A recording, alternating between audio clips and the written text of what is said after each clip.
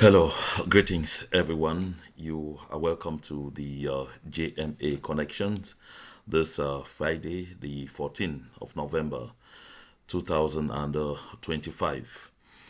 I have just received information, and I guess it's because I was busy doing other things because I was monitoring this since last night. That Issa Chiruma Bakari is definitely going to be making another outing today.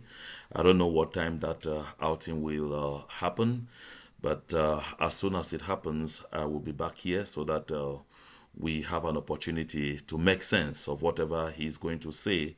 Regarding the 48-hour ultimatum that he had issued to the BR system to release all prisoners of all political prisoners, prisoners of conscience, and all those who were arrested within the framework of the protests marking the proclamation or that followed the proclamation of the result of the 2012 of the October 12 of the October 12th 2025 presidential election. And so I definitely will be here. But now let's talk again briefly about that 48-hour ultimatum. I've had the opportunity to go through social media and to listen to a lot of activists of the Republic of Cameroon. I've had the opportunity to talk to some people who are, super anxious, who are also in the entourage of the Union for Change 2025, and some of them were like, okay, the 48 hours have expired and now we're waiting to see what will happen. This was so amazing to me. I say it was so amazing to me because I thought that people understand how policies operate within the framework of, a fight like this one, like a liberation fight, because they are fighting to liberate their country from tyranny. Within the framework of a liberation fight, what a leader does is espouse the policy. Once he announces that policy, it is incumbent on his lieutenants. It is incumbent on the people to go ahead then and make sense of the policy that has been espoused. But if you expect him to espouse the policy and come back to tell you exactly, okay, after 48 hours, this is what I was expecting to do, it's like you're thinking that your leader has a magic wand. That after those 48 hours, if nothing happens, he's just going to turn a certain tap and, shut down Paul Biya and everybody around him. Issa Tchiroma Bakari will only succeed if the people of the Republic of Cameroon want him to succeed. If the people of the Republic of Cameroon are ready, decide to be lethal, take the bull by the horns, take the lead and carry out actions without waiting for him to come back to detail that these are the kinds of actions I expect you to take, then of course they will be on their highway to success. You look at what happened in Senegal. Let's go back to Senegal, when Macky Sall's hands were forced. Literally forced. The people did not keep waiting for Sonko to, at every given moment, tell them this is how you will go, this is how you will go. The order was there. We have to make sure that this approach by Macky Sall, his attempt to take another mandate or his attempt to sidestep the will of the people will not work. And so the people took the lead, picked up the whole thing and ran away with it. And that way, they were able to guarantee success. But in the case of the Republic of Cameroon, what I'm seeing is that people think that because Issa Chiroma Bakari came and said 48 hours, they just sat down and were doing the countdown like you and I have been doing. Of course, it's my role as a journalist, as a commentator, as an analyst, to sit here and be doing the countdown and seeing the actions that will be going on the ground.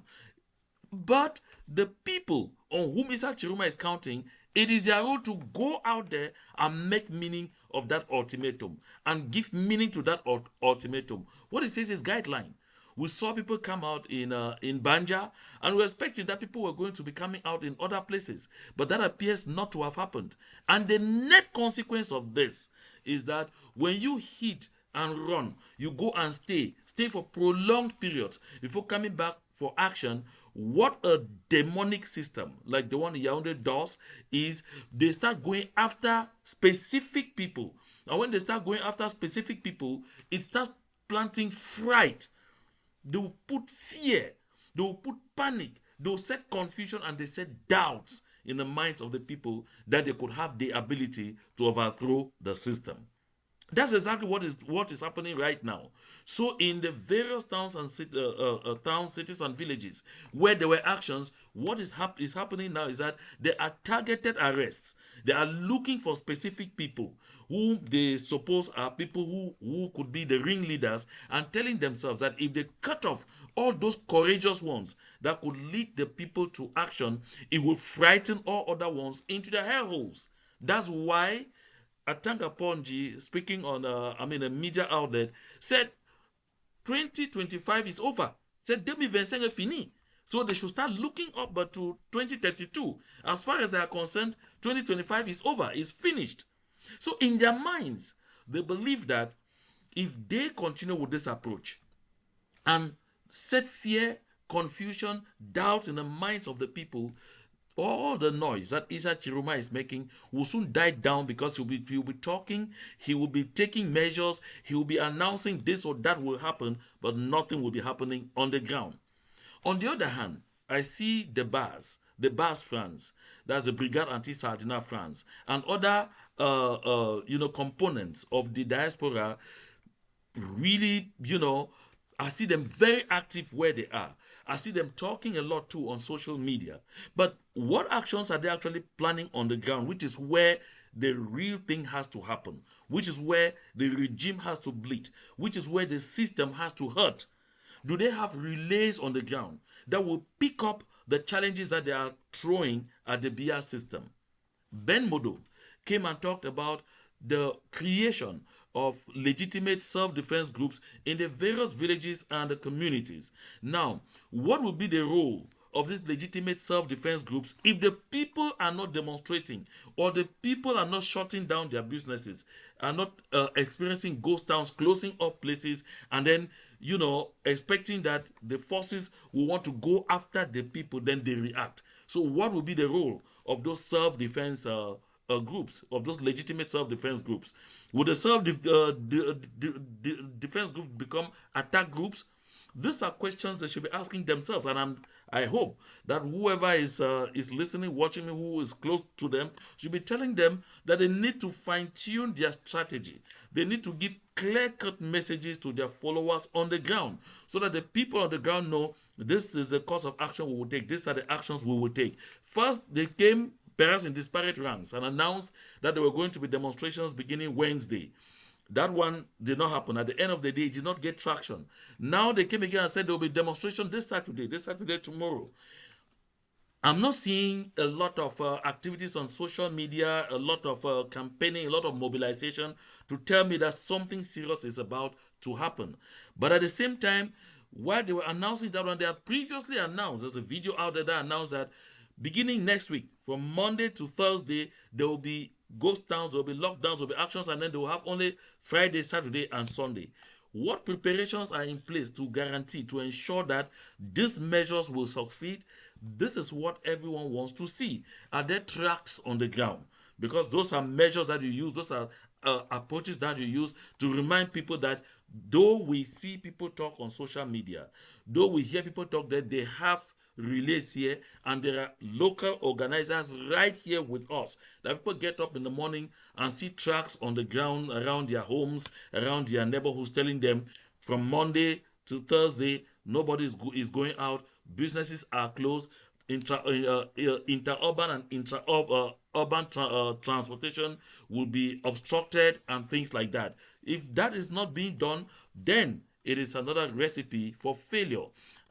Played yesterday the audio of a gentleman citing people who were being arrested in Garwa, and he noted that all those logistic companies, especially coming from the northern regions to the southern regions, have been instructed to down tools. All the warehouses have to shut down. I'm still to know exactly how effective that will be. My sources in Garwa, Marwa, and Gaundere, and in other parts of the northern region, they are watching very closely and will furnish me with the information, as the days go by. I know that one too. They actually said that that one was going into effect beginning Monday. So I'm looking forward to seeing how that one will kind of obtain. And then that aside, I followed this. That aside, I followed this. I got this uh, soundbite sent to me from Paris. This is what they say here.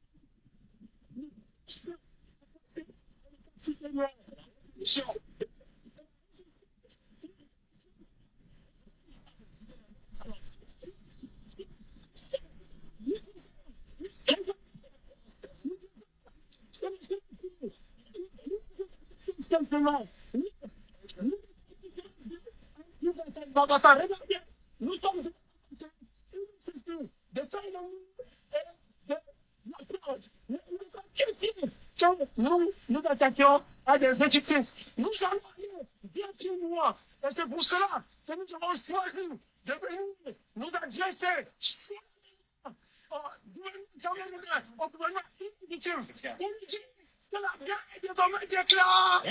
La guerre est désormais déclarée. Au gouvernement camerounais, si le régime dictatorial de M. Biya fait des morts au Cameroun, eh bien, les survivants se chargeront de les corps. Les survivants se chargeront de les corps. Comme nous sommes en France, un message à l'endroit de la France. La France qui voit tout ce qui se passe et qui ne dit rien. Notre message à la France aujourd'hui, c'est que si la France veut des morts au Cameroun, eh bien, les survivants se chargeront de répondre. Si la France veut des morts au Cameroun, les survivants se chargeront de répondre. Alors, on dit, le Cameroun libre la mort. Nous vaincrons. Nous vaincrons. Nous vaincrons. Nous vaincrons. Nous vaincrons. Okay, so for those of us who do not understand French, what they are saying here is that they thought initially that they were going to do everything peacefully. They thought initially that they were only going to be demonstrating, only going to be making street actions, and expecting that the BIA system will understand the need to cater to the demands of the people.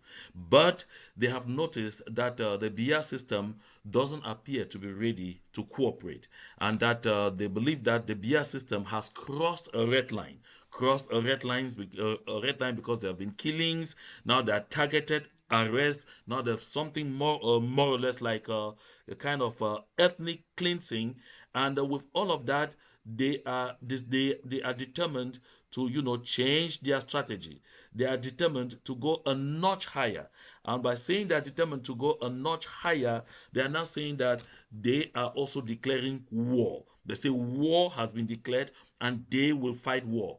They are speaking in front of the Cameroon embassy in Paris, in France, and they were saying that initially their actions could be, we'll come take over, assuage the ambassador, occupy the embassy, cause disorder until things happen, but they are no longer going to do that. That's why they are saying that although they are standing in front of the embassy, they could just scale the walls and get in there, but they are not going to do that. That they are going to henceforth respond to fire with fire. There will be fire that will be responding to fire.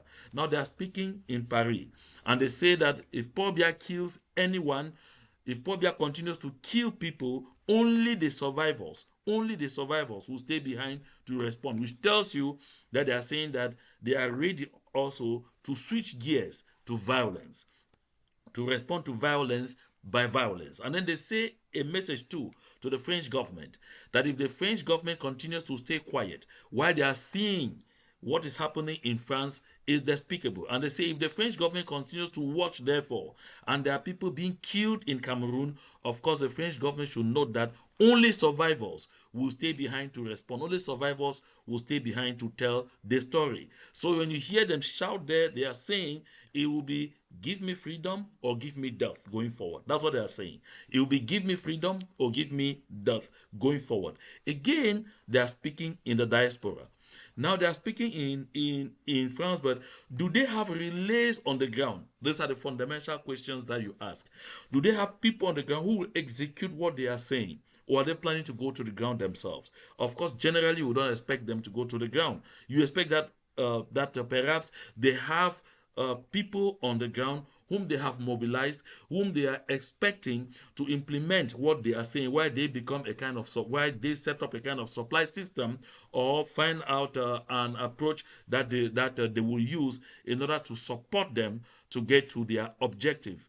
But that aside, if there is no such plan in the offing, then you also end up simply as social media rant. They are trying to draw a parallel with what is going on in the southern Cameroons. And I've always had the opportunity to tell them that if you want to look at what is going on in the southern Cameroons, you will realize that with the situation in the southern Cameroons, there was a link, there was a connecting bond that was created between the diaspora and ground zero. That connecting bond was the consortium that was created on ground zero. And when the consortium was created on ground zero, it was created with with the people fully represented. All the segments of the Southern Cameroons community were represented in the consortium. And so when the government crackdown came, what happened? And they arrested the leadership of the consortium at the time, made up of Bala Agbo, Nkongo, and Fontem Neba. Of course, the only one left was Wilfred Tassang, who successfully ran eventually. What happened was immediately power was officially handed over from the ground to the diaspora. Those of us who were still free were able to immediately transfer power from the ground to the diaspora by an act that was therefore accepted by the people, bringing Mark Barra and Ivor Tapang to become the new leaders operating in the diaspora. And the ground understood, therefore, that everything will be piloted from abroad. When they give instructions there, we will obey on the ground. So they need to create that kind of connection between the ground and the diaspora. If they are not able to create that kind of connection between the ground and the diaspora, then the disconnect that we are witnessing this far will be a guarantee for failure. The disconnect that we're witnessing this far is that you hear people shout on social media, there will be demonstrations on this day, and on that day you don't find anything. You hear people say, okay, this day there will be lockdown, and then you find that the response is mitigated. I guess that is why generally everybody is looking up to Issa Tchiroma Bakari. When Issa Tchiroma Bakari doesn't speak, the places are quiet. When Issa Tchiroma Bakari comes out and says something, anxiety grows 1 inch. But this is something that needs to be corrected. You will not expect Issa Tchiroma Bakari, whom we say is president-elect, president of the republic, to be on social media every day giving guidelines himself.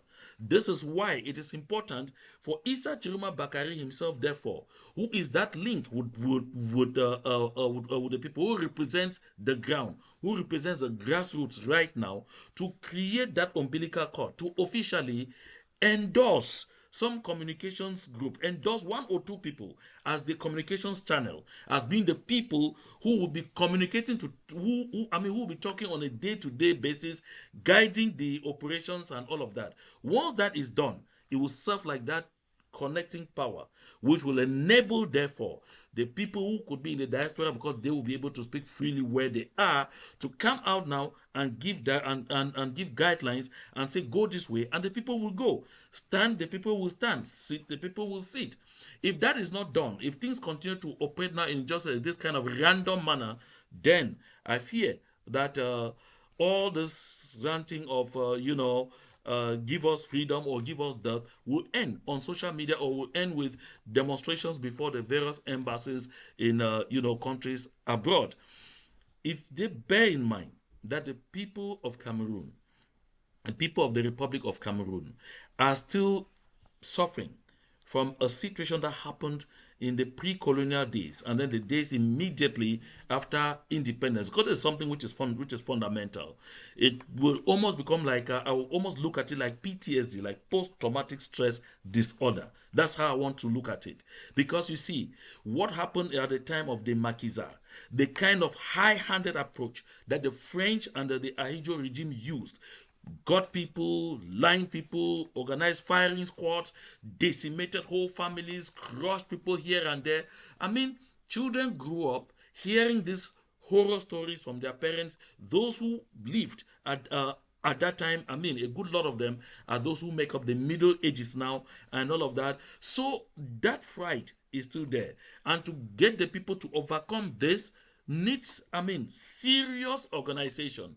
Because if you don't bring in serious organization, each time the people want to go out, that thought of exactly what happened at that time, the horror scenes that were either narrated to them or that they lived, will come in and make it difficult for them to want to go out there. That is how, over the years, the people of the Republic of Cameroon have earned that reputation of being weak, of being, lackeys, of being, incapable of standing up for what they believe in.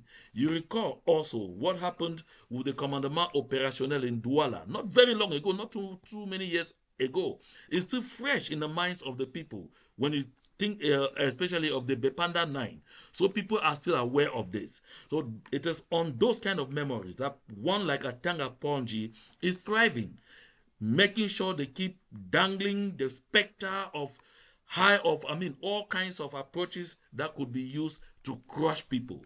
And so to overcome this, they need to bring the people gradually to reason that if they come out always in very huge numbers, what will change things will be the game of numbers. If they come out in very huge numbers, this has a big chance of succeeding.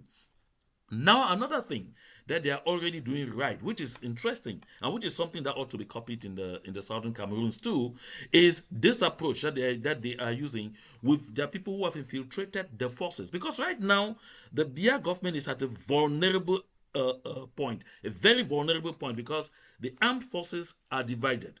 The current government is within itself extremely divided. The level of infighting that is going on right now is unimaginable.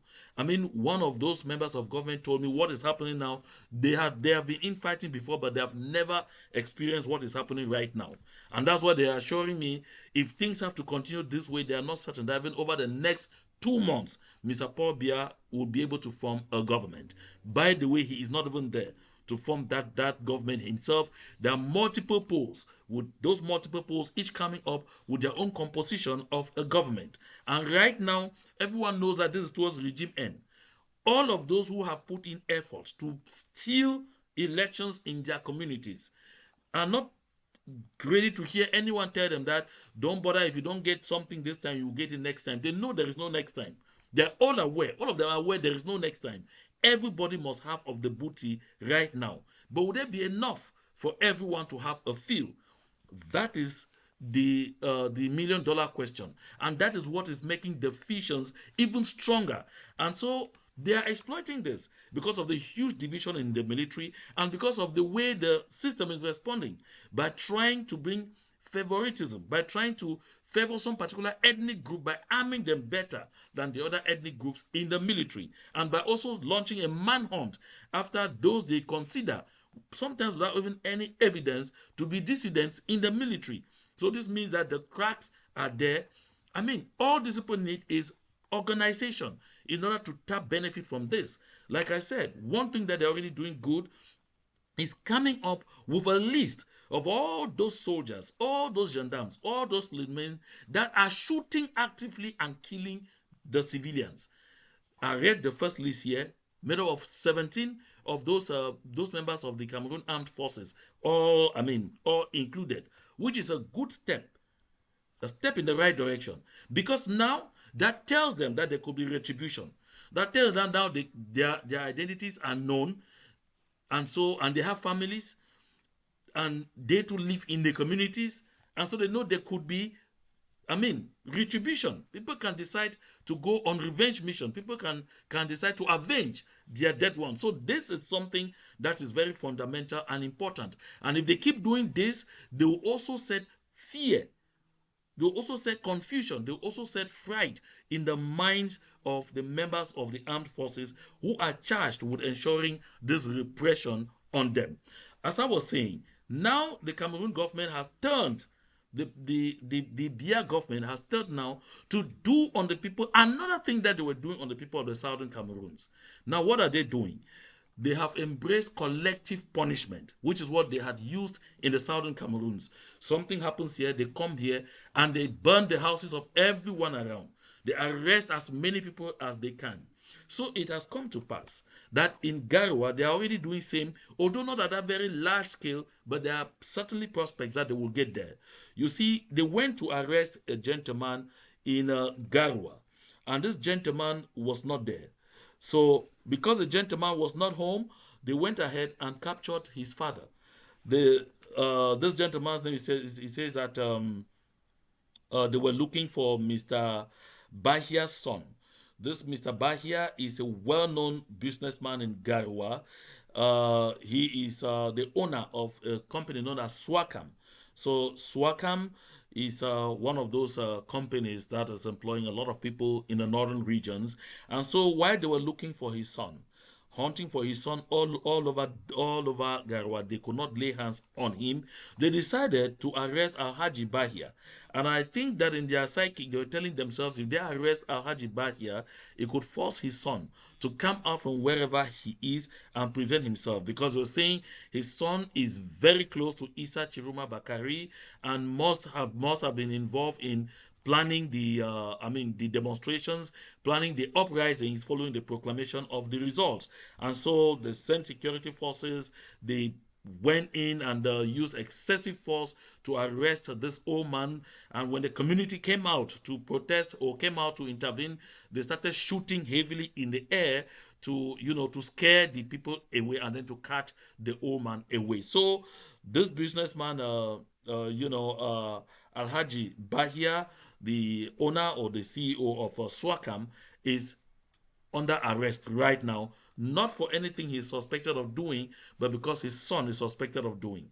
You recall that this is what they had tried to do in the southern Cameroons, or that they were doing in the southern Cameroons. Does this sound really familiar? You recall this lady in Boya who was captured by Moja Moja, simply because Moja Moja said that she was the girlfriend to General Nopiti, and that because she was a girlfriend to General Nopiti and even had a child with General Nopiti, although there was evidence that the relationship had been had been long in coming and perhaps had even ceased at least 5 years before this incident started. This woman was captured with a pregnancy and taken to the to and was detained, was eventually remanded to prison custody. She finally put to birth even while in prison custody. I mean, this is strange. And you recall that they also arrested the family members of General Nopiti, which is what they are trying to, do that. If they identify the family members, the father, son, brothers of people who were fighting them in the southern Cameroons, they will capture them and then they will tell them that get your son to surrender before you will be set free. This is a serious violation because you don't arrest one person for what you consider to be an offense committed by another person. So this is something that has also been creating a lot of stir already in Garwa. Anger is rising and rising very seriously, and I suppose that this kind of actions being conducted particularly by Atanga Ponji, because that is his approach. Of course, he was in the northern regions, and his passage in the northern regions caused an indigene of those regions to come out with a letter, a strongly worded letter that was sent to international bodies, in which he accuses Atanga Ponji of provocation. He considers that visit to the northern regions by Atanga Ponji a serious provocation. And he said, much as according to Atanga Ponji, that visit seemed to appear to be one of appeasement, trying to talk to people, trying to let people up and down. They understand that the exact motive is clear.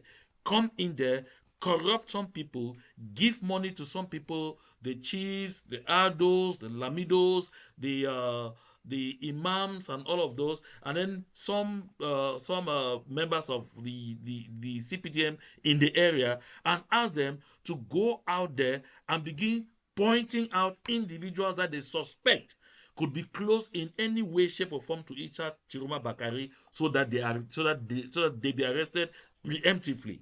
And so it says that is not peace. That is not appeasement. That is provocation, and that is trying to set a situation that will end up like what is happening in the southern Cameroons. I'm quoting the gentleman in his letter, that will end up with that in the southern Cameroons. And he says that the situation in the southern Cameroons has been flamed for a very long time, basically by such attitudes carried out by members of government with the sole purpose of fanning the flames of conflict so that they in turn continue to benefit from those conflicts. So these are issues that right now appear to characterize the uprising by the people of Cameroon against the Biya system. And so my thing here was to see exactly which direction they are taking. Are they on a trajectory that is going to guarantee success, or will they easily get quelled?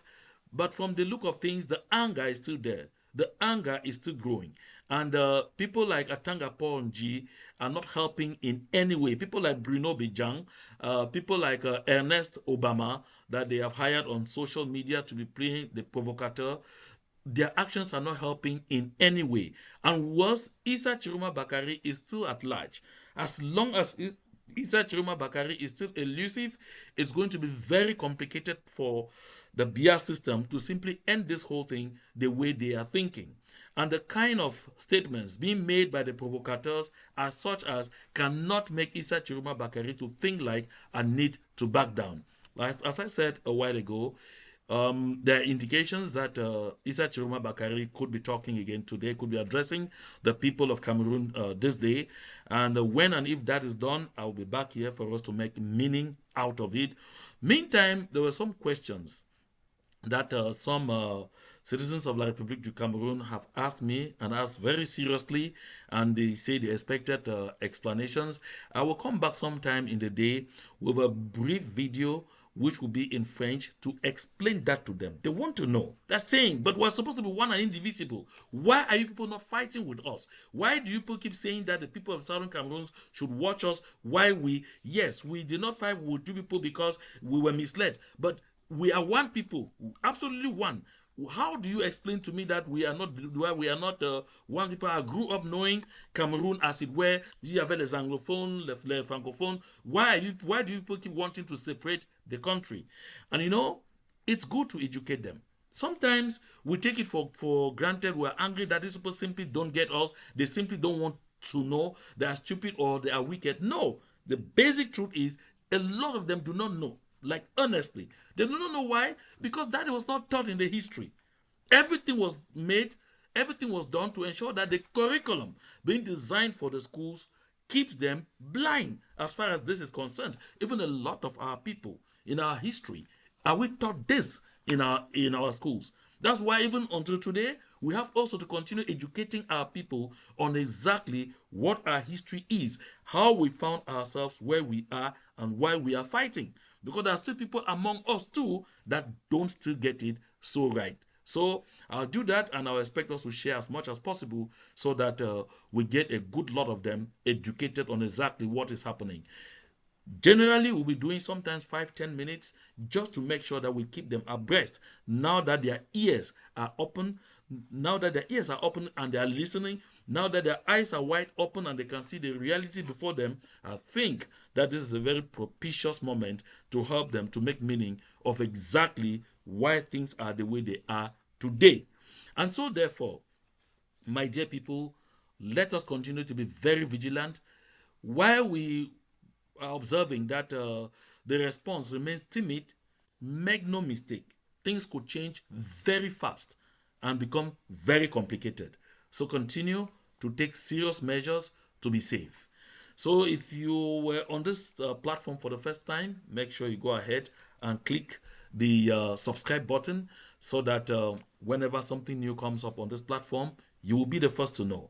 And also share the link and share as much as possible so we'll continue to reach as many people as we can with what we are doing on this platform with our sensitization campaign. Thank you very much for your very kind attention.